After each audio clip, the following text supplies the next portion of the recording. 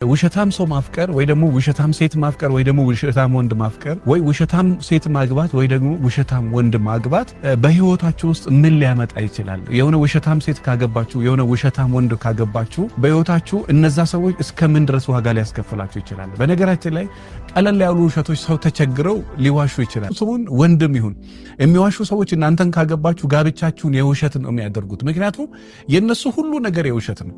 ለነሱ ምንም ነገር መዋሸት ደግሞ ሲዋሹም ለነሱ አይታወቃቸውም። ያገሬ ሰው ምን ይላል? ውፍረትና ውሸት ለባለቤቱ አይታወቅ። እነሱ ሲዋሹ አይታወቃቸውም፣ ግን ይዋሻሉ። ሲዋሹ ግን ፍቅራቸውንም ጭምር ሳይቀር ነው የሚዋሹት። የእውነት መውደዳቸውን እርግጠኛ መሆን አትችሉም። በህይወት ዘመናችሁ አንድ ጊዜ የሆነ ሰው አፍቀራችሁ ሰውየው ላይ ውሸት ካያችሁ አንድ ስቴፕ ለሰውየው ድል ትሰጡትና ያንን ውሸት እንዲያስተካክል ታደርጋላችሁ። ሁለተኛ ድልም ትሰጡትና ሰውየው ውሸት እንዲያስተካክል ታደርጋላችሁ። ነገር ግን ውሸቱን ማስተካከልና ውሸቱ ተደጋጋሚ ከሆነ እመኑኝ ይሄን ሰው አግብቶ መኖር እድሜ ልካችሁን የውሸት መኖር ነው የሚሆነው።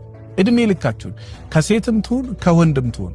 እኔ አንድ የዛሬ 4 ዓመት ነው 5 ዓመት አካባቢ እማቀው አንድ ከስተመር እንደ ቤተሰብ ነገር አለና ልጅቷ ተዋሸዋለች እና የምትዋሸው እዚህ ነኝ ካለች እዛ ነኝ፣ እዛ ነኝ ካለች እዚህ ነኝ።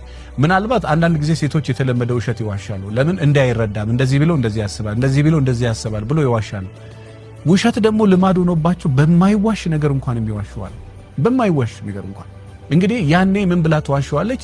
እኔ ቤተክርስቲያን ነኝ ትልና የሆነ ፎቶ ከሆነ ሰው ጋር ትነሳና ፎቶ የተቆረጠ ፓርት አለው። ፕሊስ ይሄኛው የተቆረጠው ምንድነው? ታናሽ እህቴ እና በሆነ አጋጣሚ ቤታቸው ሄድና ያንን ልብስ እስኪ አሳየን። ብዙ ነገር ትበረብራለች፣ ብዙ ነገር ትበረብራለች። የእናቷን ትልቅ ኮት ከዛ ከለር ጋር የሚቀራረብ ታነሳና ይሄ ነው ብላ ትሰጣለች። ስትለብሰው ለብሰው እንደዛ የሚሆን አይነት ልብስ አይደለም። ሰው ማን ነበረ? ወንድ ነበር አጠገቡ። እሷ ግን ዋሽታ ነው ከሰው ጋር ነበረች፣ ከሰው ጋር አልነበርኩም ብላ ነው።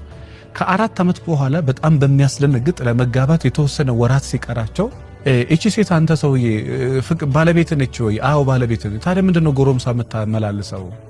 ለብቻ እናያትም፣ በዛ ላይ ደግሞ ሰው ታወራለች፣ ስነ ስርዓት የላትም ወይ? እስቲ ትንሽ አስብ።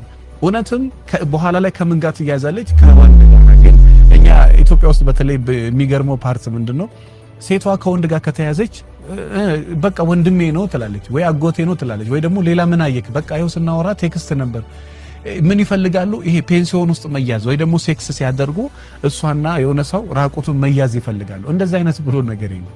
አንድ ሴት ግንኙነት እንዳደረገች የሚታወቀው ከሆነ ሰው ጋር ያለ ምንም ምክንያት የሆነ ቦታ ምን ታደርጋለች? ለምሳሌ አንቺ ብትሆኚ ባለቤትሽ ወይ ደግሞ ፍቅረኛሽ አንድ ቤት ውስጥ ከሆነች ሴት ጋር እህቱ ምን ታደርጋለች? እዛ ቤት ውስጥ ጓደኛ ኖርማል ጓደኛ ከሆነች እዛ ቤት ውስጥ ምን ትሰራለች?